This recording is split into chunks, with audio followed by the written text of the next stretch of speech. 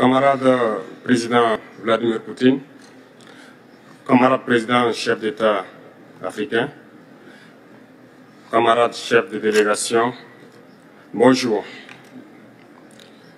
C'est un honneur pour moi ce matin donc de prendre la parole ici et de vous passer donc le salut fraternel du peuple du pays des hommes intègres. C'est aussi le lieu pour moi, avant tout propos, de rendre grâce à Dieu, Dieu Tout-Puissant qui nous a permis de nous réunir ici ce matin en bonne santé pour parler de l'avenir et du bien-être donc de nos peuples. Je m'en vais m'excuser auprès des anciens que je pourrais vexer dans mes propos à venir. Africanité oblige, les droits d'aînesse, je me dois de m'excuser. Camarades, j'ai quelques questions donc de ma génération, mille et une questions qu'on se pose. Mais nous n'avons pas de réponse. Et il se trouve qu'ici, nous pouvons laver donc notre linge sale parce qu'on se sent en famille. On se sent en famille en ce sens que la Russie est une famille aussi pour l'Afrique. C'est une famille parce que nous avons la même histoire. La Russie a consenti d'énormes sacrifices pour libérer le monde du nazisme pendant la Seconde Guerre mondiale. Les peuples africains, nos grands-pères, ont été déportés de force aussi pour aider l'Europe à se débarrasser du nazisme. Nous partageons la même histoire en ce sens que nous sommes les peuples oubliés du monde. Qu'ils soient dans les livres d'histoire, dans les documentaires ou films, on tend donc à balayer le rôle prépondérant qu'a joué la Russie et de l'Afrique dans cette lutte contre le nazisme. Nous sommes ensemble parce que actuellement nous sommes là pour parler de l'avenir de nos peuples, de ce qui va advenir demain, de ce monde libre auquel nous aspirons, de ce monde sans ingérence dans nos affaires internes. Nous avons les mêmes perspectives et je souhaite que ce sommet soit l'occasion donc de pouvoir tisser de très bonnes relations en vue d'un meilleur avenir de nos peuples. Les questions que mes générations se posent sont les suivantes, si je peux me résumer, c'est de ne pas comprendre comment l'Afrique, avec tant de richesses sur notre sol, avec une nature généreuse, de l'eau, du soleil en abondance, l'Afrique est aujourd'hui le continent le plus pauvre. L'Afrique est un continent affamé. Et comment se fait-il que les chefs d'État traversent donc le monde à mendier? Voici des questions que nous nous posons et que nous n'avons pas de réponse jusque-là. Nous avons l'occasion de tisser de nouvelles relations. Et j'espère que ces relations puissent être les meilleures pour donner un meilleur avenir à nos peuples. Ma génération me charge aussi de dire que, par ce fait de pauvreté, ils sont obligés de traverser l'océan pour essayer de rallier l'Europe. Ils meurent dans l'océan.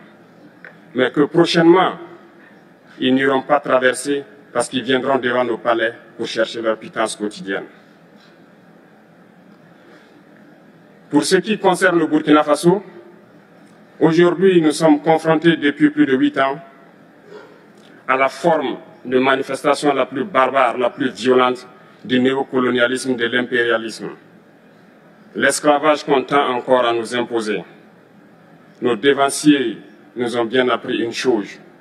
L'esclave qui n'est pas capable d'assumer sa révolte ne mérite pas que l'on s'apitoie sur son sort.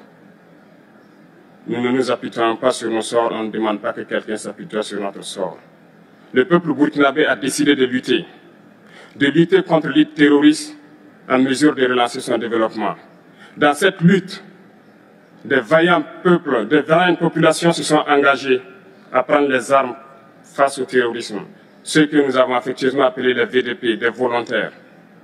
Nous sommes surpris de voir les impérialistes traiter ces VDP de milices et de tout type. C'est décevant, parce qu'en Europe, lorsque des peuples prennent les armes pour défendre leur patrie, on les traite de patriotes. Nos grands-pères ont été déportés pour sauver l'Europe. Ce n'était pas avec leur consentement, contre leur gré. Et bien au retour, on se rappelle bien qu'à Tiaroy, lorsqu'ils ont voulu revendiquer leurs droits élémentaires, ils ont été massacrés.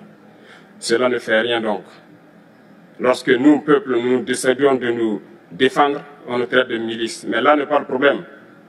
Ce qui est le problème, c'est de voir des chefs d'État africains qui n'apportent rien à ces peuples qui se battent, mais qui chantent la même chose que les impérialistes en nous traitant de milices, en nous traitant donc d'hommes qui ne respectent pas les droits de l'homme. De quels droits de l'homme parle-t-on? Nous nous offusquons contre cela et c'est honteux. Il faut que nous, chefs d'État africains, nous arrêtons de nous comporter donc en marionnettes qui dansent à chaque fois que les impérialistes tirent sur les ficelles. Hier, le président Vladimir Poutine a annoncé donc l'envoi des céréales en Afrique. Nous sommes bien contents. Nous lui disons merci pour cela. Mais aussi, c'est un message passé à nous, chefs d'État africains, parce qu'au prochain forum, nous ne devrons pas venir ici sans avoir assuré, pour ceux qui ne connaissent pas la guerre, l'autosuffisance alimentaire de nos peuples.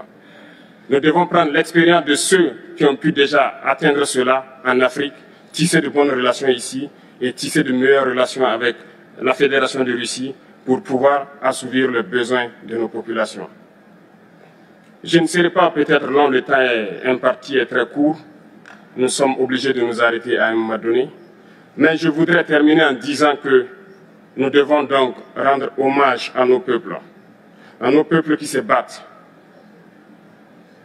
Gloire à nos peuples, dignité à nos peuples, victoire à nos peuples. La patrie ou la mort, nous vaincrons. Merci, camarades.